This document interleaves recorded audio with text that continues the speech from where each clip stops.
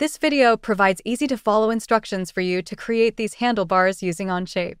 Click below in the video description. Here you will find links to all of the resources you need to complete this project. First, there is a link for a PDF instruction sheet. Click this link and open the project drawings and specifications in a new browser tab. Next, if you don't have an Onshape account, use one of these links to create a free account at the Onshape website. Last, there are links for each of the segments of this video. The video instruction is organized into 5 segments. In Segment 1, you will read the engineering drawings. Segment 2 will establish the design intent. In Segment 3, you will create the part model using Onshape. Next, you will check the accuracy of your model by checking its mass properties. Last, you will check the design intent by making changes to the model to see if it will update correctly. Now you are ready to begin the project. In this segment, we'll read the engineering drawing for this handlebars. Let's start by identifying the views provided in the drawings. First, there is an isometric view showing the handlebars as a 3-dimensional pictorial. Next, 3 orthographic views. On the bottom left, a front view. Projected above the front view, a top view. Projected to the right of the front view, a right section view. The cutting plane line in the front view shows the location of the cutting plane and the view direction of the section view. When planning a parametric model, we first need to identify its basic shapes and included features. The front view shows the handlebars are hollow circular tubes with a uniform diameter. The shape is symmetrical left and right. The shape consists of several straight sections and several tangent arcs.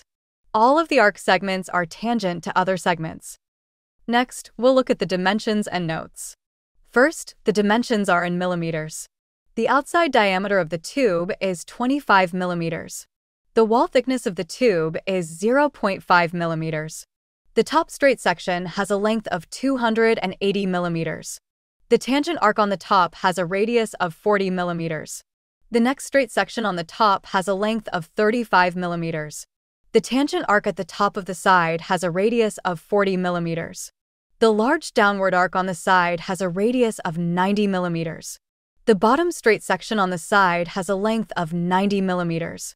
The material is aluminum 6061. The mass is measured in grams. Next, let's establish our design intent. To start, we need to identify any features that might be changed during the design process. First, we may want to change the width. This is driven by the width of the straight center section. Next, we may want to make the outside diameter of the tube larger. Last, the bottom straight handle length may be increased. Now we should identify the features that should not change when these other parameters are revised. First, the wall thickness of the tube will remain unchanged, and the radius of the tangent arcs will remain the same. So how should the part behave when it is changed? I should be able to change the width of the handlebars, and the length of the lower handles, and the outside diameter of the tube, and the part should update without errors. Before we model the part in Onshape, let's preview the steps in the modeling process. First, from the drawing, we will identify the profile we will use for the base sketch. Because this part consists of a length of uniform size tube, our base sketch will define a path for the tube to follow to create the finished shape. Also, because the part is symmetrical, we only have to model one half. First, on the top default plane, Sketch 1 will define the sweep path for the segments that lie on this plane. Then, on a plane perpendicular to the top, Sketch 2 will define the sweep path for the segments that lie on this plane. Using the right plane, perpendicular to the top, Sketch 3 will define the outside diameter of the tube. Sweep 1 will use the profile from Sketch 3 and follow the path in Sketch 1 and Sketch 2. This will result in a solid that is half of the handlebars. Mirror 1 will create the opposite half. Shell 1 will hollow out the tube to a uniform thickness, resulting in the finished project. So now let's begin modeling the handlebars using Onshape. I have started a new Onshape document and named it Handlebars. The workspace units are set to millimeters and the mass is set to grams. Our design intent identified 3-dimensional constraints that could be changed, so let's use a variable table to set their initial values. Click on the Variable Table tab on the right. The first variable will be the width of the handlebars as measured by the center section.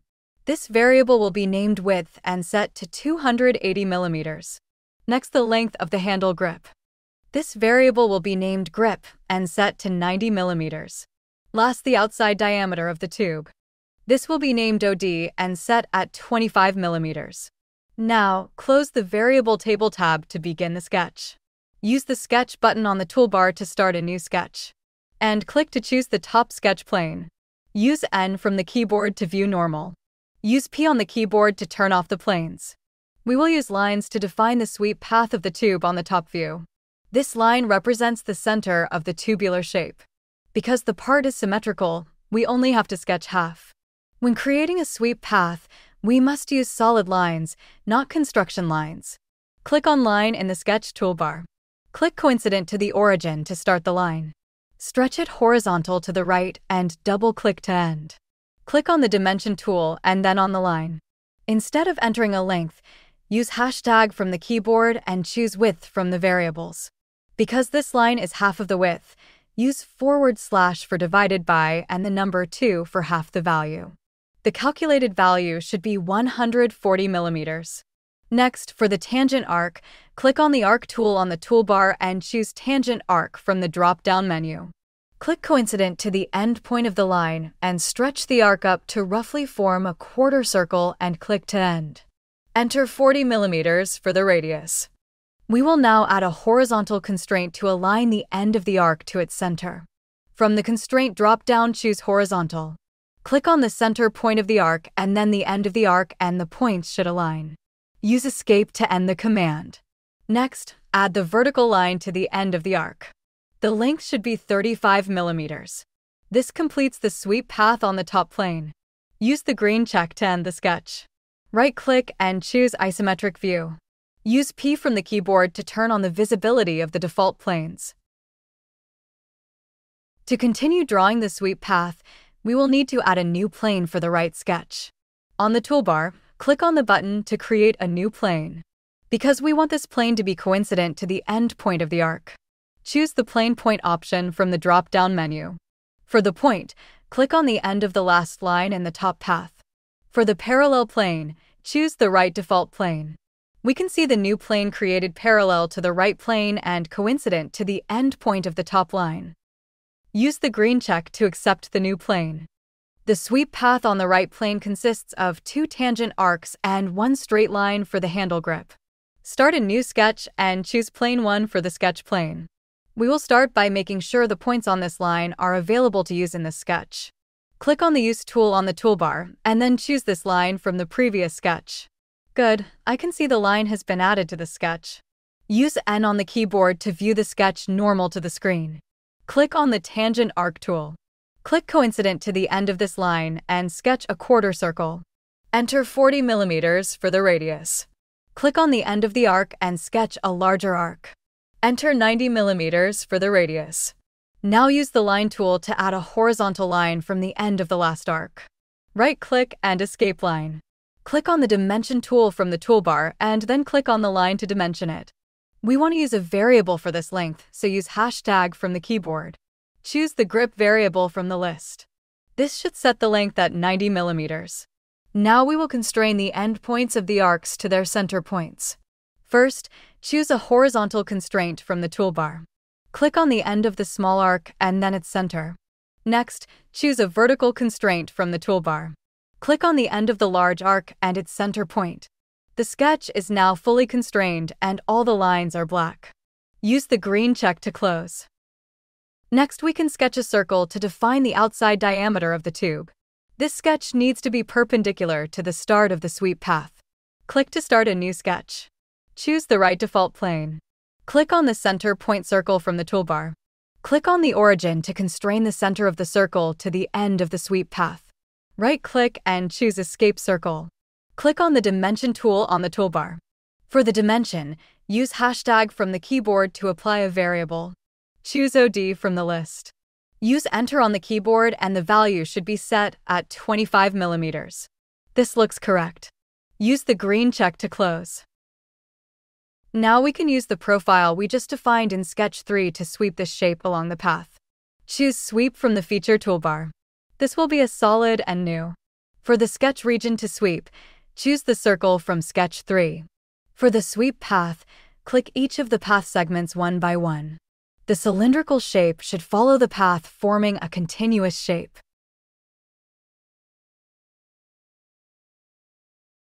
This looks right. Use the green check to close. This has created half of the handlebars. We can use mirror to create the opposite symmetrical side. Click on mirror from the feature toolbar. This will be a part mirror. This will add to the existing part. Use a window to choose the entities to mirror. For the mirror plane, choose the right default sketch plane. This looks correct. Use the green check to close. Next, we need to remove material to create the designated wall thickness of the tube. From the feature toolbar, click on the shell tool. Because we want the ends of the tube to be open, don't choose hollow. For the shell thickness, enter 0.5 millimeters. For the faces to remove, click on each circular end of the handlebars. This looks correct. Use the green check to close. Let's use a section view to check the results. From the camera and render drop-down, choose section view. For the section cutting plane, choose the front plane. I can see that this section is hollow. Click on plane 1 on the right side. I can see that this is also hollow. Use the red X to close the section view. Use P from the keyboard to turn off the planes. Our handlebars are now complete. In this segment, we'll check the accuracy of the model by checking its mass properties. To check the model, the mass units should be set to grams and the material set to aluminum 6061. If the size and shape of your model was completed accurately, the mass should be 111.385 grams. Let's look at this process step by step. First, open the document that contains the model of the handlebars. Next, check the workspace units. And make sure that mass was set to grams.